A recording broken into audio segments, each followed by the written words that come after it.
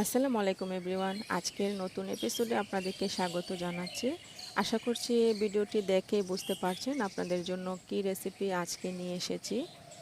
এটা হচ্ছে বাপা ইলিশ, আর এটা এতটাই মজার যে বাসায় আসলে চেষ্টা না করলে আপনারা বুঝতেই পারবেন না এর স্বাদ কতটুকু।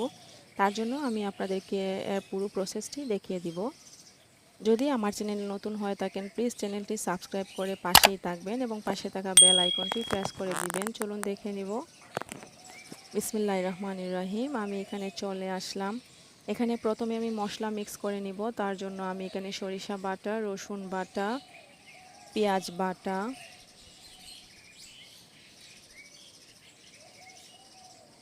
তারপর আমি এখানে দিয়ে দিব হলুদ গুঁড়ো, মরিচ গুঁড়ো এবং ধনিয়া গুঁড়ো দিয়ে একত্রে মিশিয়ে দিব।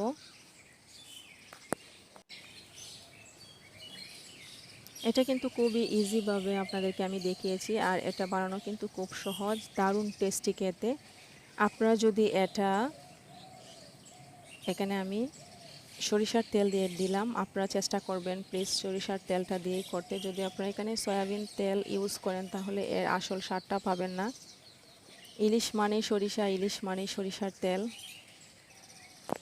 এটা কিন্তু আপনারা একদম মানে টাটকা তাজা যে ইলিশটা, এটা দিয়ে করলে খুবই টেস্টি হবে। যদি ফ্রিজের মাছ দিয়ে করতে যান তাহলে তেমন স্বাদ ভালো আসবে না। এটা বাজার থেকে কিনে আনার পরই আপনারা করার ট্রাই করবেন, এবং এর স্বাদটা কিন্তু অনেক, মানে আপনারা যে ইলিশের যে স্বাদ সেটা মনে হয় বাপা ইলিশেই পাওয়া যায়। আমি ভালো করে এটাকে মিশিয়ে দিব মশলার সাথে। মাছটা খুব ভালো করে মশলা দিয়ে মেখে নিতে হবে, আর এই কাজটা কিন্তু হাত দিয়েই করতে হবে, চামচ দিয়ে করলে এটা হবে না। আমি ভালো করে মাখিয়ে নিয়েছি, আমার মাখানো হয়ে গেছে। এখন এটাকে আমি ম্যারিনেট করার জন্য রেখে দিব। এটা কিন্তু 15 থেকে 20 মিনিটের জন্য ম্যারিনেশন করতে হবে। আমি 15 মিনিট রেখে দিব। আমার মাখানো কমপ্লিট। এখন আমি এটাকে ঢেকে রেখে দিব 15 মিনিট। 15 মিনিট পর আপনাদের কাছে ফিরে আসব, চুলাতে চলে যাব। এখানে আমি হাঁড়িতে পানি নিয়েছি, পানির উপরে একটা স্ট্যান্ড বসিয়ে দিয়েছি। তারপর আমি একটা বাটি নিয়েছি, বাটিতে আমি মাছগুলো এভাবে একটা একটা করে দিয়ে দিব, দিয়ে তার উপর মশলাগুলো ছড়িয়ে দিব।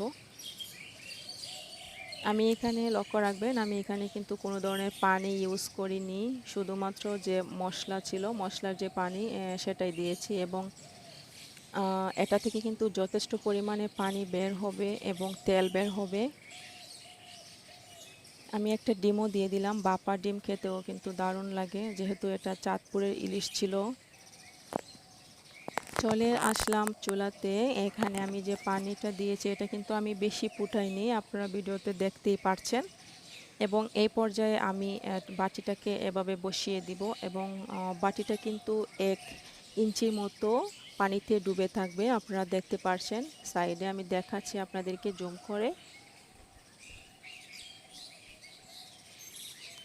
দেখুন 1 ইঞ্চির মতো পানিতে ডুবেছিল, যদিও ভালোভাবে দেখা যাচ্ছে না, তাও বুঝতে পারবেন কতটুকু পানি নিচে ছিল। যদি আপনারা এর চেয়ে বেশি পানি দেন অথবা পানিটা আরও বেশি হয়ে যায়, তাহলে যখন পানিটা ফুটবে তখন পানিটা এটার ভিতরে চলে আসতে পারে, যদি বাড়ি কিছু না দেন উপরে। আমি এখন একটা ঢাকনা দিয়ে ঢেকে দিব। আমি পাতিলের উপরেও আর একটা ঢাকনা দিয়ে এভাবে ঢেকে দিব, এবং এখানে যে ফুটোটা ছিল ঢাকনাতে ওটা আমি একটা কাগজ ছিঁড়ে বন্ধ করে দিব। দিয়ে আমি এটাকে রান্না করব প্রায় 40 মিনিট মিডিয়াম হিটে, একদম মিডিয়াম হিটেই কিন্তু রাখতে হবে। আপনাদেরকে 40 মিনিট পর আমি ফিরে আসছি এবং দেখাচ্ছি। আমি আপনাদের মাঝে চলে আসলাম 40 মিনিট পর। এখন আমি আপনাদেরকে দেখাবো, আর 40 মিনিট পর কিন্তু এটা হয়ে যাবে, আর বাড়তি বেশি সময় এটা রাখার দরকার নেই যদি আপনারা মিডিয়াম হিট দেন। আমার পানিটাও কিন্তু একদমই শুকিয়ে গেছে, দেখুন কি সুন্দর একটা কালার এসেছে, মাশাল্লাহ অনেক সুন্দর কালার এসেছে। তেল এবং মশলা একদম পারফেক্ট ছিল। আর আপনারা কিভাবে বুঝবেন যে এটা হয়েছে বা হয়নি, তার জন্য একটা কাঁটা চামচ নিয়ে আলতো করে এরকম চাপ দেবেন যারা নতুন রাঁধুনি। আর আমি মনে করি আমার চ্যানেলে যারা আছেন সবাই একদম পারফেক্ট রাঁধুনি, আমার আর কিছু বলতে হবে না। তাও নতুন সংসার করছেন এমন আপু এবং ভাইয়াদের জন্য আমার এই রান্নাটা আজকে আমার এটা একদম পারফেক্ট হয়ে গেছে। এবং আমি আপনাদেরকে নামিয়ে দেখাচ্ছি, দেখুন আমার পানি একদম শুকিয়ে গেছে। আমি আপনাদেরকে পরিবেশন করে দেখাবো। ভেবেছিলাম বাদ দিয়ে খেয়ে আপনাদেরকে দেখাবো, আজকে আর হলো না, অন্য আরেকদিন দেখিয়ে দিব। আমি সার্ভ করে নিচ্ছি বাটিতে। দেখতেই কিন্তু খুব লোভনীয় লাগছে এবং এর মানে কি সুন্দর যে একটা সেন্ট বের হয়েছে। আপনারা আসলে এই রেসিপিটা না বানালে, না রান্না করলে বুঝবেন না। খেতেও খুব ভালো হয়েছিল। আশা করছি আপনারা বাসায় ট্রাই করবেন এবং আমাকে কমেন্ট করে জানাবেন রেসিপিটি কেমন ছিল।